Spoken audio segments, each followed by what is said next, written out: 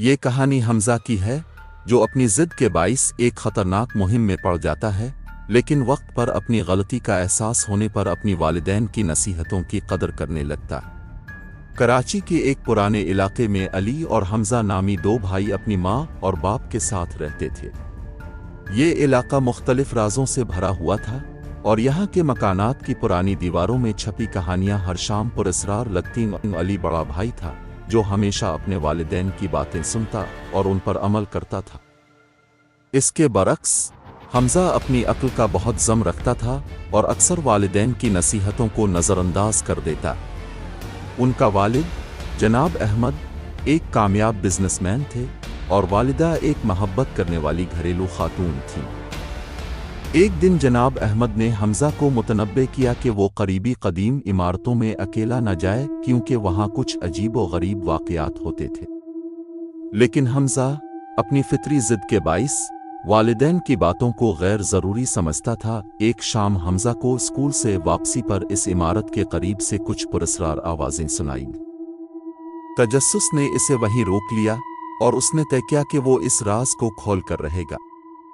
علی نے اسے منع کیا، لیکن حمزہ نے اس کی بات بھی نظر انداز کر دی اور چھپ کر اس عمارت میں داخل ہو گیا۔ یہ عمارت ایک پرانی کوٹھی تھی جس کی دیواریں کھنڈر میں بدل چکی تھیں اور وہاں ایک عجیب سی سردی کا احساس ہوتا تھا۔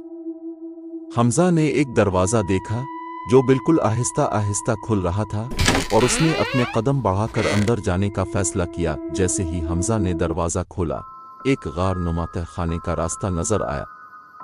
وہ نیچے اترا تو وہاں تاریکی کا سمندر تھا اور اس کے پیروں کے نیچے مٹیلی زمین تھی۔ اچانک ایک آواز نے اسے چونکا دیا، حمزہ کیوں آئے ہو یہاں؟ یہ آواز ہلکی مگر خوفناک تھی، جیسے کوئی اندھیرے میں چھپ کر بات کر رہا ہو۔ حمزہ نے گھبرا کر اپنے پیچھے دیکھا مگر کچھ بھی نظر نہیں آیا۔ اس نے جب واپس جانے کا سوچا تو اس کا راستہ بند ہو چکا تھا۔ وہ تہ خانے میں پھنس چکا تھا۔ اب حمزہ کو اپنی غلطی کا احساس ہوا۔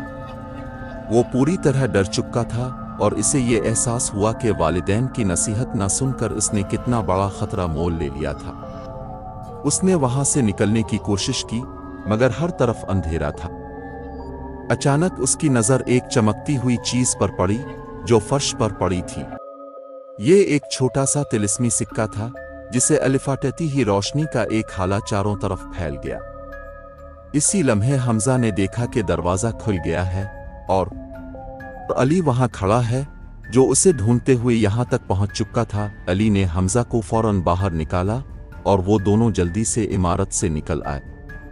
باہر آ کر علی نے حمزہ کو محبت بھرے لہجے میں کہا، میں نے کہا تھا کہ ہمیں والدین کی باتیں ماننی چاہیے، وہ ہمیشہ ہمارے بھلے کے لیے ہوتی ہیں۔ حمزہ نے شرمندگی کے ساتھ سر جھکا لیا اور وعدہ کیا کہ آئندہ وہ والدین کی نصیحتوں کو کبھی نظر انداز نہیں کرے گا۔